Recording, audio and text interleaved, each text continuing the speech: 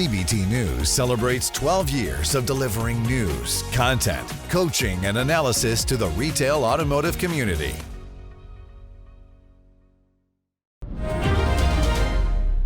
Hey everyone, Jim Fitzpatrick. Thanks so much for joining us this morning. Whether you're looking to boost performance this new year, hit new targets, or stay motivated, it's important to set goals. So today we are diving into the art of goal setting. Here now is Matt Easton, sales coach and founder of Easton University. I should say world-renowned sales coach. He's one of the best out there. So Matt, thank you again for joining us on the show. Very much appreciate it. I got to tell you, whenever you're on, these are the most watched videos on our network. So thank you so much. It's all you, Jim. I'm just happy to be of the Jim Show. Hey everybody, my name's Matt Easton, and I want to be the NBA Finals champion, Time Magazine's Person of the Year, and Calvin Klein's new underwear model. Boom, there you go. That is what we're talking about today. Wanting something ain't a goal, okay? I don't even know how to play basketball. Calvin Klein would tell me how to get lost. In Time Magazine, they don't even know who I am. So first thing that we got to talk about right here, right now, we got to get real, Jim. We got to get real with the people, Jim. That's right. Okay? That's right. Wanting something is not a goal, all right? Wanting to lose weight ain't going to happen. Wanting to be the best at your dealership or be the best at your company or be the best in your industry ain't going to happen any more than wanting to be 8 feet tall. So if we could, Jim, all right, I have a mildly decent life. Let's just say that. I live a pretty good life. Yes, you do. One of them. Thank you, as do you, Jim. But one of the pillars, you and I can't talk to everybody in the real world, so let's talk to them right now. One of the pillars that has taken my life from, let's just say, not so great to, by the way, I had a single mom. She made $4,000 a year. So talk about starting at the bottom. I was below the bottom. Taking it from that to where it is today is an epiphany that I had in 1998 about setting goals. So if we could, I'd like to walk them through my journey of goal setting so they don't have to climb all the steps of the ladder that I did and they can go right to the top. I love it. Let's do it. Okay. All right. So first rule, wanting something's not a goal. We covered that. Second rule when it comes to goals, and some of you, I want you to be honest with yourself. You're on one of these rungs on the ladder, okay? So here's the first mistake we make, all right? We don't have any goals at all. That's mistake number one. Mistake number two, we divide up our personal life goals and our professional life goals, okay? Not a good idea. We'll get into that in a second. But personal life goals sound a little bit like this. I've got no goal. Then come around New Year's Eve, I get a goal. I'm going to lose some weight. I'm going to gain some weight. I'm going to make some money, right? And then about February, March, back to no goal, okay? What's the commonality with the goals that most people set on New Year's Eve is there's no freaking plan, okay? By the way, wanting something's not a goal, and if you think it's a goal but there's not a plan, it's still not a goal. All right, work goals. All right, let me take you back to 1998 when I worked for a little payroll company called ADP. Started out just happy to be at the dance, right? Just happy to be at the party, no goal. Within about the first week when I saw how things went at ADP, some of you work for employers like this, your first goal becomes, don't get fired. If you work for Jim or with Jim, Jim's a hard driver, right? You don't want to get fired. I get it. I'm with you. Nobody wants a boss like Jim. He's a mean guy, right? So we don't want to get fired. That's our first goal. That's not a good goal. That's not constructive. Then we're like, I just want to make my number. I just want to get by. Again, not a great goal. And then maybe our goal is to be number one. All right. Here's the problem with all of that. It's not really your goal. It's your boss's goal. It's your manager's goal. It's your company's goal. I'm just going to be real with you as somebody that's been on both sides of the fence. Bosses, managers, and companies cannot set goals that are anywhere in the zip code of your human potential. Because they're bosses, managers, and employers, they get fired, right? They can't look and go, I'm going to max out your potential. That's right. All right. So these goals are already set pretty low. Here's the other problem with this. You're not interweaving it into your life. So this epiphany that I had in 1998, when I went from not wanting to get fired, I was like, I want to make my number. And then I started to write down some activities how would I make my number? What would I have to do every day to make my number? Suddenly, I was on track to make my number. I changed my goal and I was like, I want to be number one at the company. Then I started to write down daily, what do I have to do? If I was to be number one at the company, what would I have to do every day?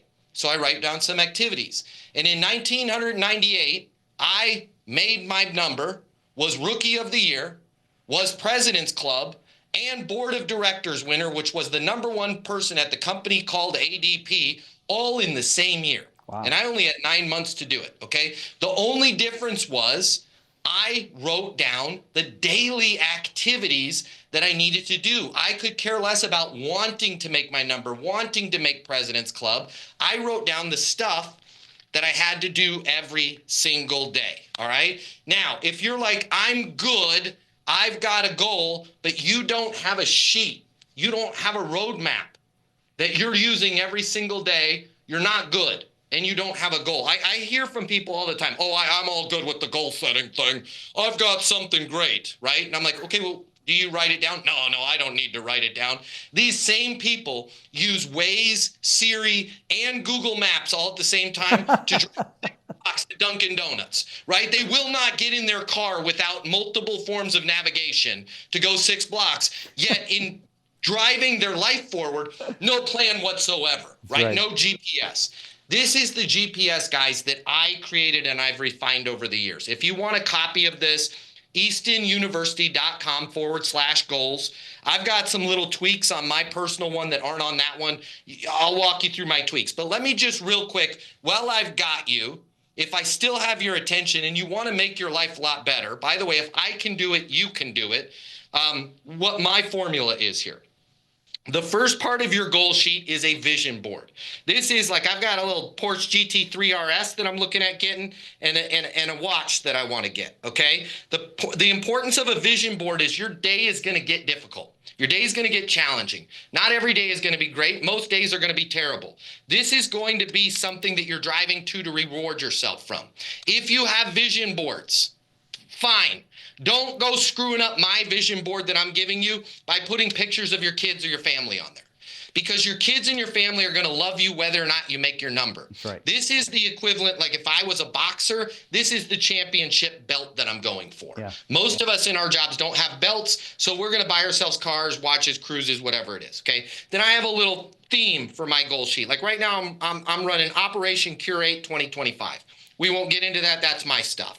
All right, then so vision board theme, and then the next section, if you guys really want to change your life, write your goals down every morning as if they've already occurred. And where my life got a lot better is when I stopped just writing down, I'm going to make President's Club, I'm going to make my numbers, and I ruminated for a second, which means I thought about, what do I want my life to be like? Now, here's the key. When you think 5 years from now, 2 years from now, a year from now, 10 years from now, what do I want my life to be like? Don't think of a special moment or a vacation, okay? Because you could say, oh, I want to take a cruise to Greece. The credit card companies will allow you to do that right now. Think about what you want your average Tuesday, Wednesday, Thursday to be like 5 years from now, right? So then start writing all that down. I make X amount of money. I'm the number one donor at my church. My kids go to great schools. Whatever that stuff is that you want, weave it all in here. I weigh this much. I'm able to be a mentor to kids, whatever it is that you want to do. Write all your goals down. Now, the key with getting this stuff is to not just say your goals every day, write them down every day as if they've already occurred, but figure out what are the things that you need to do every day. How many phone calls do I need to make? How many people do I need to reach out to? How many LinkedIn posts do I need to do? Maybe there's a goal of one every day I'm going to introduce myself to one influential or high net worth person in the city of Atlanta or wherever you live, right? This could all be, if you start to do it every single day, the cumulative effect will happen and you'll start to get good things. If you're like, I want to do better, you're driving around with no navigation. Okay, so check off all those boxes, whatever the little things you have to do. 20 phone calls, 4 follow-up, 1 LinkedIn post, introduce myself to somebody, work out in the gym 30 minutes, eat healthy, whatever, drink a shake, whatever it is you have to do. And then every day down here in these last 2 boxes, I have only 4 boxes of my must-dos for today. Okay, I had a private coaching session today, and then I've got this 2 o'clock interview with the greatest journalist in all the world, Jim Fitzpatrick. Those are the only 2 major things I have to do today. Then I have my today's wins. You guys might be saying to yourself, I have 52 things I have to do. No, you don't.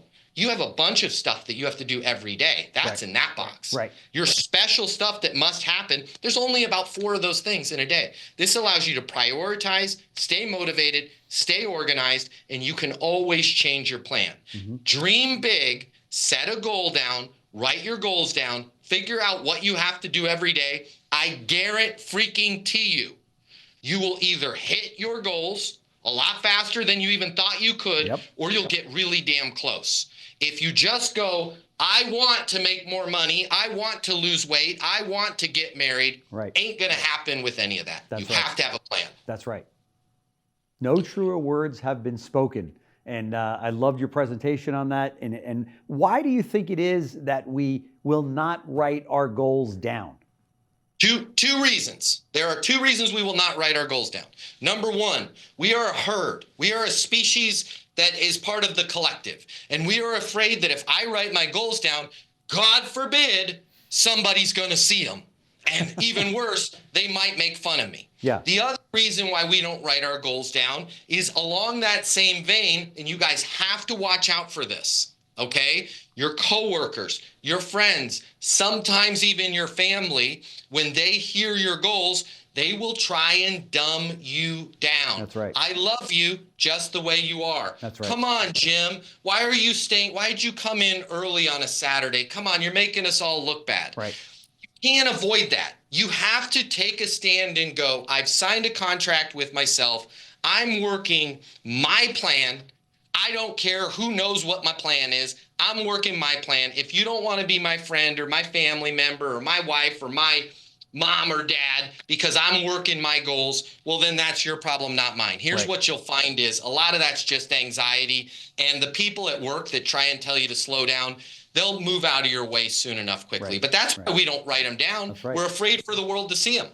And aren't we also afraid of letting ourselves down? Isn't there a sense of, if I write these down and I don't hit them by the end of the month, the end of the quarter, the end of the year, I'm setting myself up to be really disappointed in myself. Is there a sense of that as well? Yes, and I had that same feeling, and that's why I avoided for so many years to write goals down. Here's what I found out, though. That sense of dread that you're not meeting the destiny in your life and you're not the person you could be, that is going to be internalized and with you every day, whether you have goals or not. That's right. And so what I found out is if you write them down and go big, go exceptionally big. I'd rather you miss on a big one than a little one. What you'll find is there's a sense of satisfaction of at least I gave it a try, which I'll just show you one little thing that I took that fixes that. This is not even on the eastonuniversity.com/goal sheet. I included a line here. I have a signature block. And now I sign. This is day 4 of 365 because mine started 4 days ago. That I'm going to do everything. Well, every day that I complete all my check boxes, I sign that sheet. So I get a little bit of a satisfaction, whether I hit the goal or not, knowing I did the work to hit the goal. So you can kind of rig it to make yourself feel better. Because you did the work, right? You put the work in. There's a lot of satisfaction to that. I will say avoiding disappointment avails nothing because you're just going to be disappointed anyways. That's right. That's right. Yeah. And it's okay to tweak along the way, right? I mean, if in the event 100,000%. things come up, it doesn't mean that you throw the whole, list away. It just means that you tweak that one area, right? Correct. And having this goal sheet, you will start to find out what you're really, really passionate about. Because when you're writing your goals down every day, you'll be like, I want a boat. And then suddenly after a month, you're like, I don't know about that. This allows you, and that's why my theme for right now is Curate 2025, meaning I'm trying to figure out what I truly, truly want. And when you're tweaking, then you start to not only get what you want, but having a goal sheet and a plan will help you learn who you are. That's right. And boy, is that rewarding, right? I when agree. you figure out what you truly want in this world, because a lot of us are running around with goals that were our manager's goal or our coworker's goal or the goal of a girlfriend you had back in 2011. And that's not really you. When you start writing down what you want every day, they'll start to fall off. The things that you don't truly want, that you just wanted to look cool, will fall away. And you'll discover who you really are. That's a great point. There's no question. So either way, it's a phenomenal exercise, right? You're either going to hit the goal or you're going to learn a lot about yourself. And I love that part of it, because you really there's no reason not to do this. We're going to show all the information on the screen here and take Matt up on his incredible offer. But he has made it very simple for you, not just to write them down, but then if you watch his courses and you watch all that he has to offer online, it's also going to help you to hit these goals. So not only is it going to help you lay your life out for 2025, he's going to help you achieve the goals as well. Founder of Easton University, Mr. Matt Easton, world's #1 sales coach out there. So thank you, Matt, so much for joining us. Really appreciate it. I know that you get so many great comments every time you're on, and this segment is perfect timing.